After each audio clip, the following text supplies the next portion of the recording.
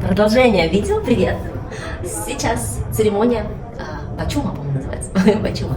Следующая моя трансформация произошла под действием другого препарата. Так я говорю, прям, я не знаю, не бойтесь, мои родные, родственники, имею в виду, друзья, это я не наркоманка. Можете почитать в интернете, это кактус Бачума или кактус Святого Педро, по-моему, называется. Его используют очень широко в Южной Америке, часть, по-моему, даже в Америке, в калифорнийском, в штате Калифорния, заговариваюсь, в религиозных обрядах, и индейцы, это как, то есть это как медицина, что айаваска, что вот это называют там, типа, не знаю, нетрадиционная медицина, да, нетрадиционная медицина, как мы корешки, там, наши бабки, прабабки лечили корешками. Тут вот лечат кактусами, лечат все, притом, просто добавляют в айаваску там чего-то, какого-то другого компонента, там, это от запора, другой компонент, это там от, не знаю, хорошо, чтобы спать, это от головной боли, там, и все. Точно так же с этим кактусом. Этот кактус, он не обладает таким прям галлюциногенным действием, ну, не знаю, я не испытывала, и другие тоже не испытывали. Здесь ты находишься в сознании полностью. Я вообще не испытала, что у меня что-то там поменялось. Было какое-то чувство опьянения просто небольшое. А так, чтобы, в общем, не было такого там галлюцинаций, там каких-то вообще не было. Хотя в интернете я читала, что это просто зависит от дозы. Если больше просто съешь этого, будешь что-то видеть. Ну, типа даже похлеще айваски. Случаев передозировки не было, по крайней мере. Интернет об этом говорит, что типа ничего такого ужасного после бачумы нет. Ну, как, допустим, если после айваски, если неправильно подготовишься к ней, и говорят, что может там возникнуть гипертонический криз, инфаркт, то есть вплоть до смерти, не знаю, может быть, из этих панических атак, то, что реально, ну, то, что я испытала в первой церемонии, вот эти панические атаки, я не знаю, если бы у меня были проблемы с сердцем, наверное, бы я не выдержала, не знаю, потому что это было очень сильно, это реально было жутко. Но, в общем, сейчас не об айаваске, сейчас о кактусе. Сама церемония, реально, церемония очень красивая. Шаман, индеец, и он сам тоже красивый. Сначала он что-то говорил, Анна мне все переводила, он говорил только по-португальски, но он мне сказал, что если ты что-то хочешь спросить, то есть он сам английский понимает, говорит на английском, но церемонию, так как все говорят на португальском, церемонию он вел на португальском, и Анна мне все тут же переводил. Я не помню, как это все открывалось, неделя прошла. Перед церемонией там были песни какие-то, что-то он сказал, потом объяснил, что это такое, объяснил, чего ждать, сказал, что не ждите ничего такого, как айваска, и типа просто как бы будет такое состояние, обостряются чувства, обостряются обоняние, зрение, как бы вкус, обостряется чувство любви, чувство, как бы сказать, ну да, все любишь, как бы нежные чувства, и эмоции реально, эмоции, они прям усиливаются, что ты испытываешь в нормальной жизни, ты здесь испытываешь с большей силой. Я на себе испытывала, я не знаю, потому что я не настолько эмоциональная, как я была в этот момент. Может быть, это просто потому, что были все вместе, и возникли такие настолько доверительные отношения, что вообще ничего не боялась, не стеснялась выражать себя, выражать эмоции.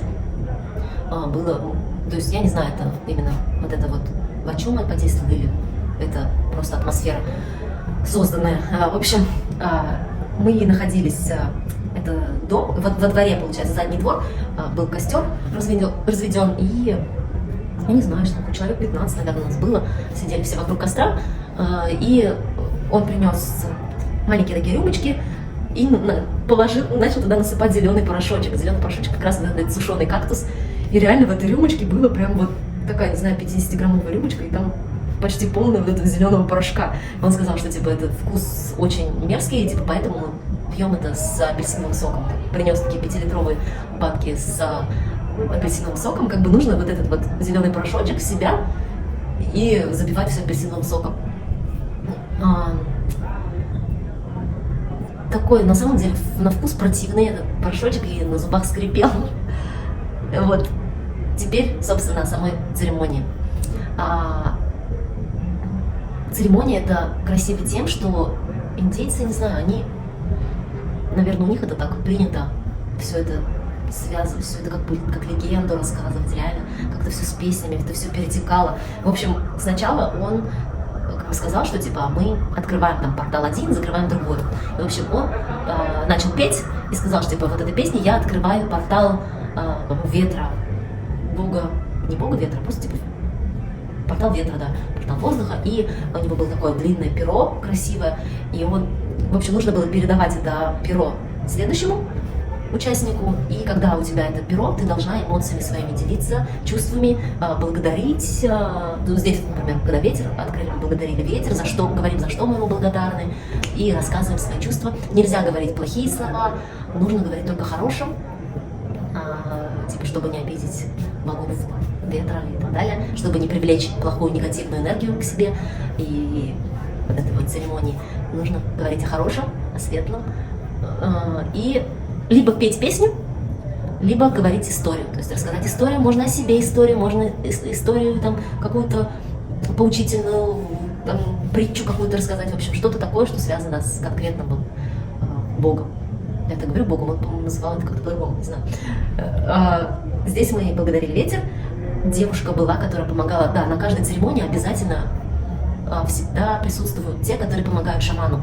Они ухаживают там за участниками, если что-то там выходит из-под контроля, как-то принести ведерко, там, если кого-то тошнит, успокоить, сказать там что-то приободряющее, не знаю, выслушать, погладить по головке, в общем, вот так вот.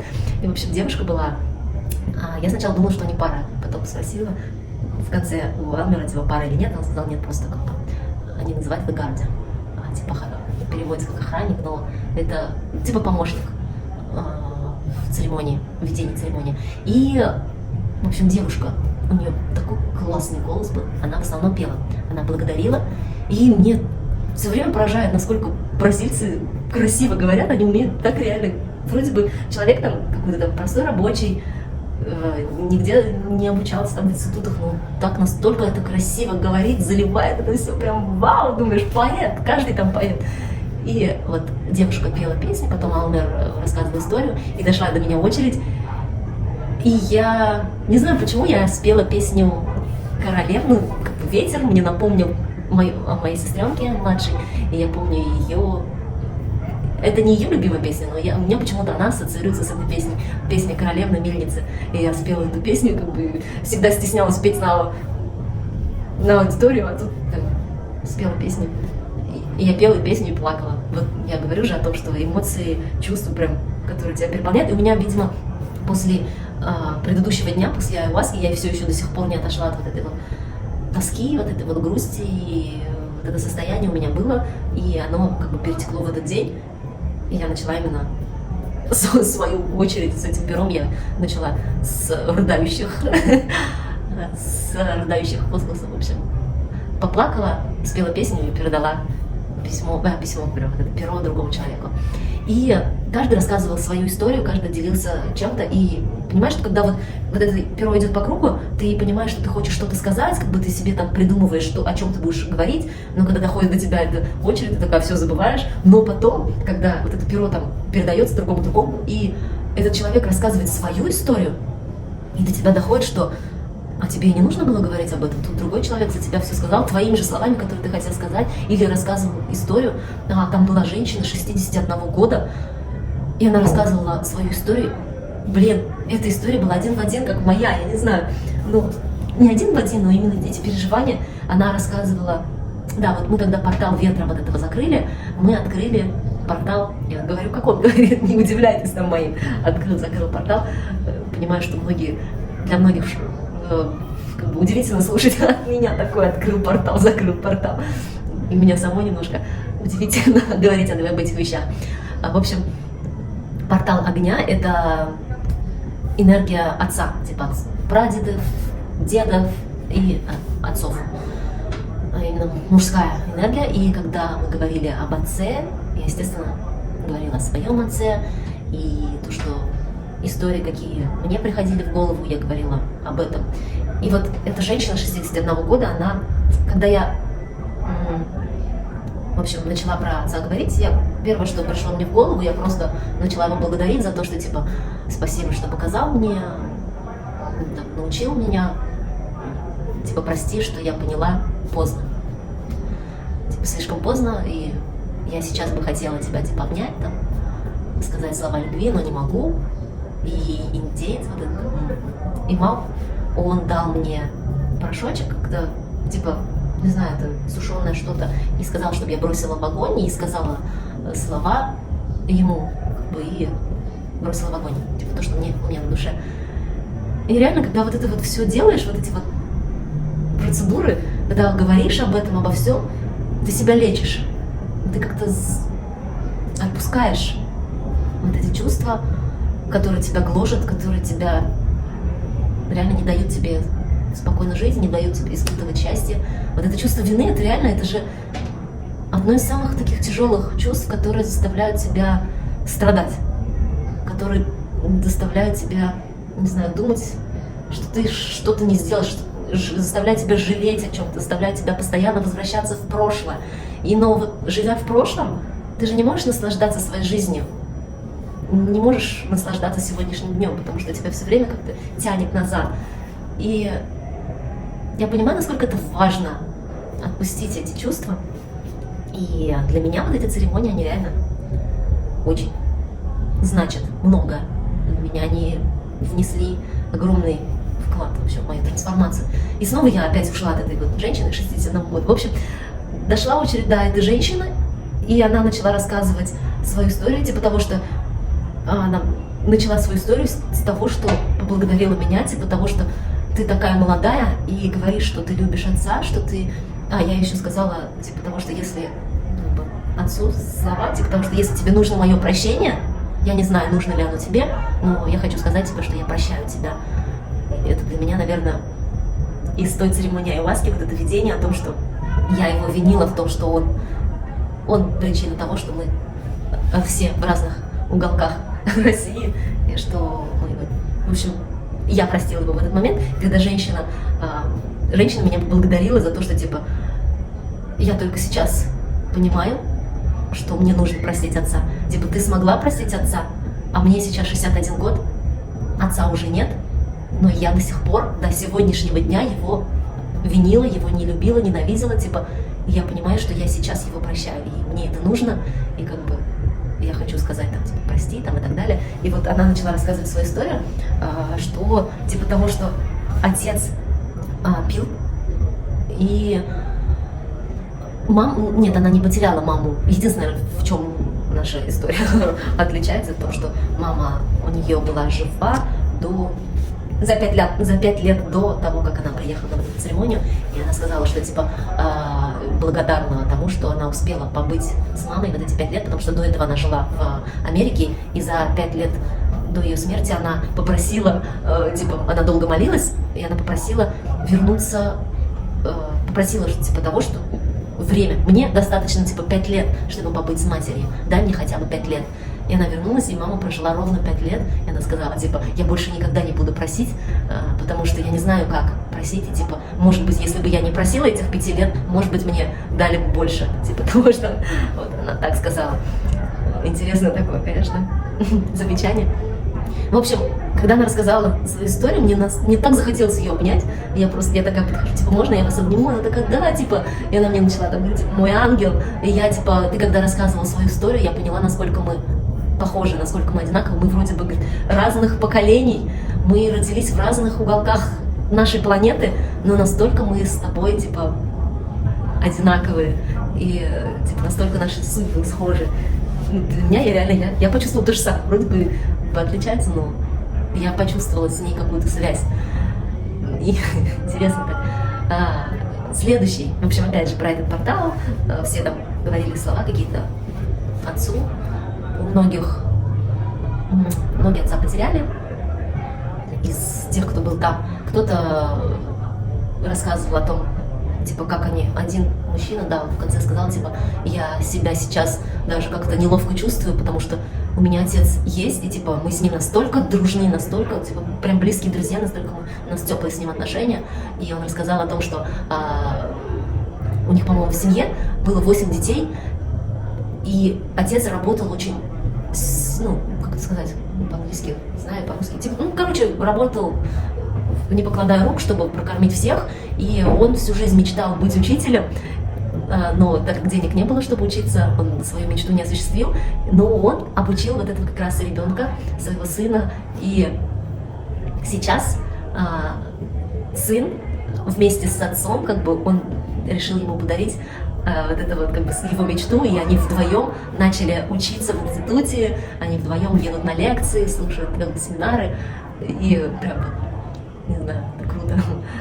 И да, в общем, да, портал огня мы закрыли и открыли портал воды. И почему-то вот когда открыли портал воды, у меня вода ассоциировалась с чистотой, что вода смывает с нас все там и так далее. Когда я благодарила там воду, типа того, что сказала, что спасибо, что я могу плакать, типа только так, только когда ты плачешь, когда типа ты... Потому что до этого я никогда не показывала никому своих слез. И я помню, что моя мама, я никогда в жизни не видела, как мама плачет. Я реально... Для меня это было, что мама и слезы — это прям что-то вообще несовместимое. И для меня, если я плакала, мне было стыдно. Если я плачу, мне казалось, что это показать свою слабость. Для меня слезы ассоциировались со слабостью. Я всегда, когда, допустим, мне даже в отношениях с бывшим моим, когда я начинала плакать, я пыталась прятать свои слезы, потому что мне было стыдно, типа, блин, ты что тут? Нефиг видеть там другим твои слезы. Мне реально слезы ассоциировались как-то со стыдом. Типа, ты что тут сопли распустила? И сейчас с Алмером я понимаю, что слезы — это нифига не слабость, это как-то просто самое, не знаю, глубокое, самое сильное проявление твоих эмоций.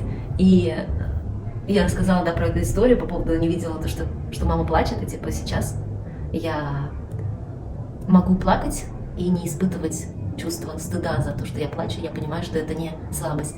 Если мне грустно, слезы помогают. Не то, что слезы помогают. Поплачешь и легче, как говорят. Это реально работает. Но не просто плакать нужно как-то разобраться и решить проблему все-таки. Но со слезами как-то проще, оказывается. Не стесняйтесь своих слез, если хочется плакать. Далее. После почему-то все стали говорить, там, начали вспоминать матерей. Почему-то у всех вода ассоциировалась с слезами, с энергией матери.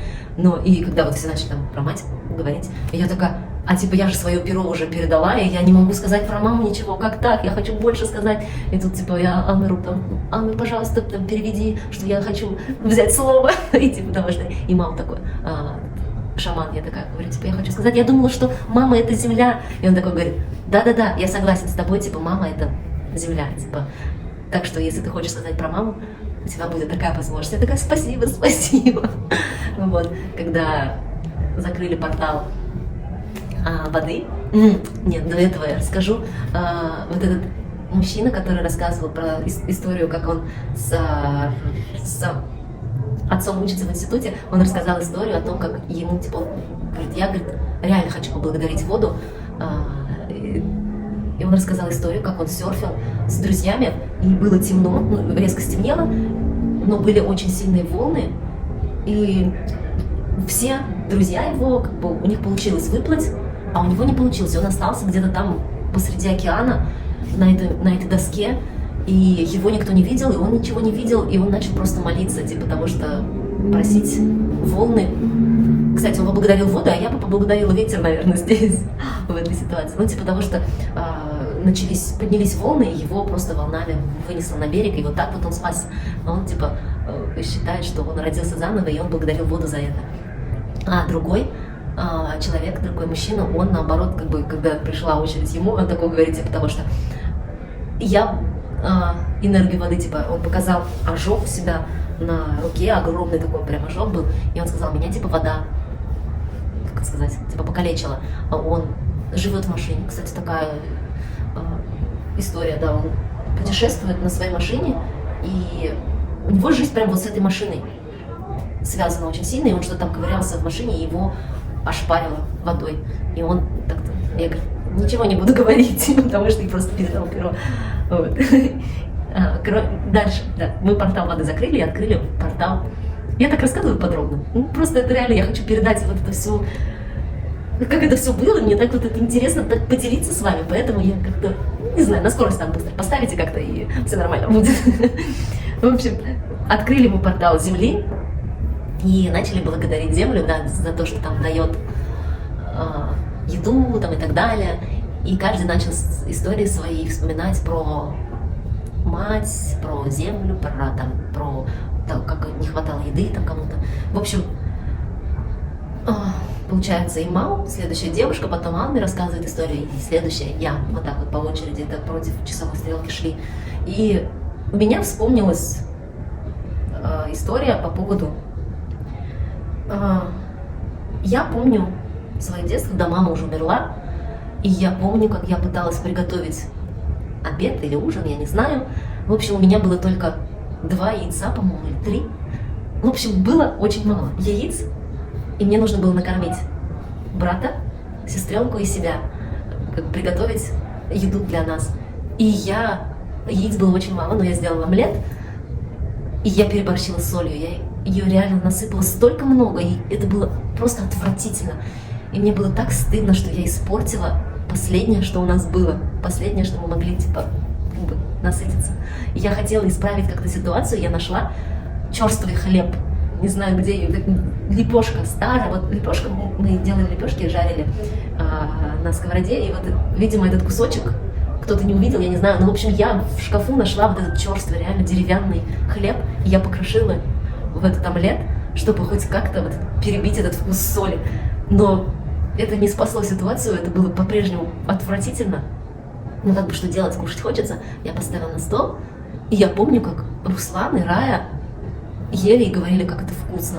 Типа того, что я понимала, что они-то знают, что это реально отвратительно есть, невозможно, что это чересчур солено, но они благодарили меня, типа, как я вкусно приготовила, как-то пытались меня поддержать.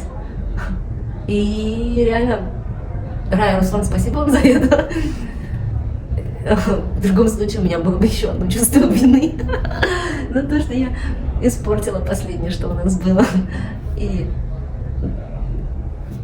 за это огромное спасибо нашей маме, что мы жили не богато, у нас часто не было... Нет, такой ситуации с мамой у нас никогда не было. У нас мама, она реально героиня. Несмотря на то, что у нас не было там каких-то изысков, но она из ничего готовила такие шедевры. И мы каждое ее блюдо прям с таким удовольствием ели. Я вспоминаю, что прям это был шеф-повар. Из ничего конфетку, да, реально. Это про нее. И она научила нас ценить то, что мы имеем. Не только она, отец. Чтобы, по сути, мы ели то, что мы выращивали. То, что у нас был огромный огород, огромный сад. У нас было хозяйство, там коровы, свиньи, курицы. И я помню, как бы, чтобы есть зимой, нам нужно было летом очень много работать. Естественно, мы дети, никто не хотел работать. Все дети играют, там, веселятся, а мы тут... А нам нужно траву нарвать, чтобы свиней накормить. И вот как бы у нас было правило, что там, в день там сколько-то ведер, каждый должен собрать травы. И мы не хотели это делать. И отец такой: ага, вы не хотите там рвать траву, не хотите пропалывать грядки, не хотите кормить скотину? Типа окей. Он взял вот эту косу огромную и просто вот этой косой скосил вишню, там, смородину, просто вот срезал все.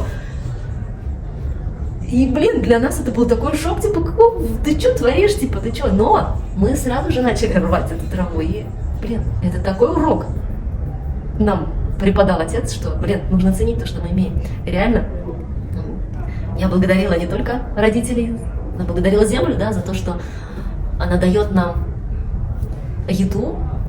Я благодарю сейчас реально, что не просто землю. Нам нужно быть благодарны за то, что мы имеем, то, что мы имеем, и то, что если мы хотим что-то получить, мы работаем, и мы получаем это. И все в наших руках, не нужно плакать, что у нас чего-то нет. Всего можно достигнуть, если мы реально захотим. Если мы захотим сделать землю, мы сделаем это. Если мы захотим там, поесть яблоки, мы можем вырастить яблоню свою собственную. И также абсолютно совсем как бы работает, заработать денег, чтобы купить это яблоко, я не знаю. Как-то вот так вот. Вот получается, вся эта церемония, она именно направлена на то, чтобы начать ценить то, что мы имеем, и отпустить то, что нас тяготит. Даже не знаю, как завершить это видео. Для меня это прям очень стоящий урок, стоящий опыт в моей жизни. У меня не получается так говорить, потому что у меня в голове до сих пор английские слова, и я пытаюсь сказать что-то по-русски, у меня всплывают английские слова. Блин, как тяжело вот это вот все делается для меня. В общем, завершу, наверное, так, что как мы завершали эту церемонию, мы прощались, закрыли портал Земли, открыли, не знаю, что там, портал чего-то там, вот это перо, типа того, что, как сказать, 5 элементов, опять же, шаман сказал, правда, эти 5 элементов, типа того, что мы все думаем, что это 5-й элемент, типа того, что земля, воздух, вода, огонь, и вот 5-й элемент это то, что, типа, рычаг за что-то повернуть, чтобы вот как-то сместить ось. И он сказал, что, типа, на самом деле элементов 7, потому что ты вот втыкаешь вот этот вот рычаг, и направление идет еще и как бы вверх и вниз, и, типа, элементов 7. Так вот, история. И, кроме того, там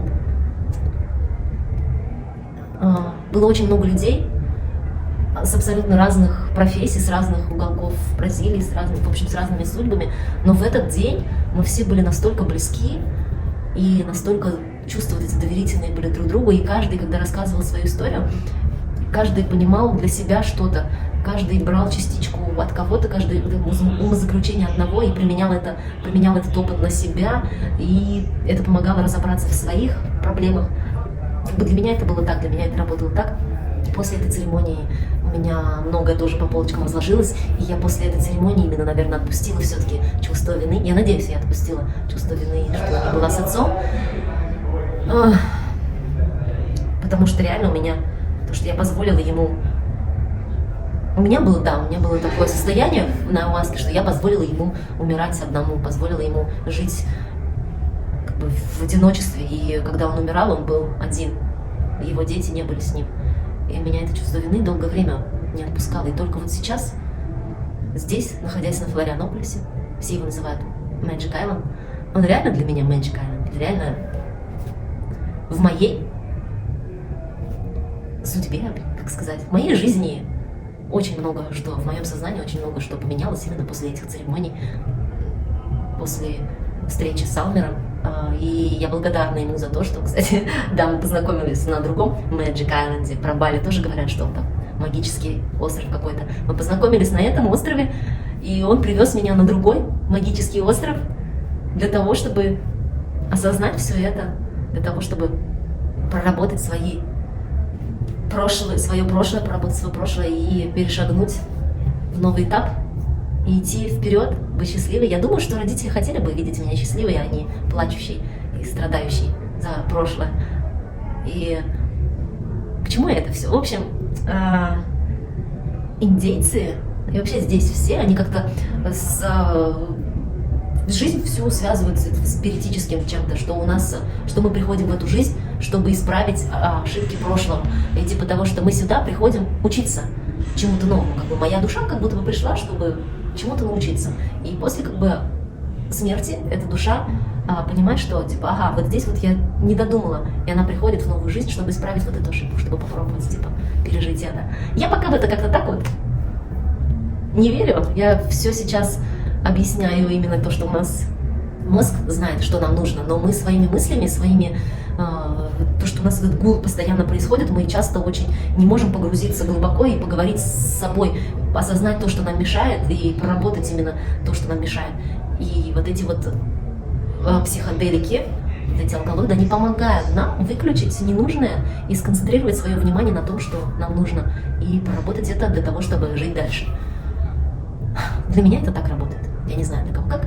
В общем, вот так и все. Про вачуму, про кактус я, наверное, закончу на сегодня. Если что-то попробую еще, запишу другое видео. До новых встреч. Пока-пока.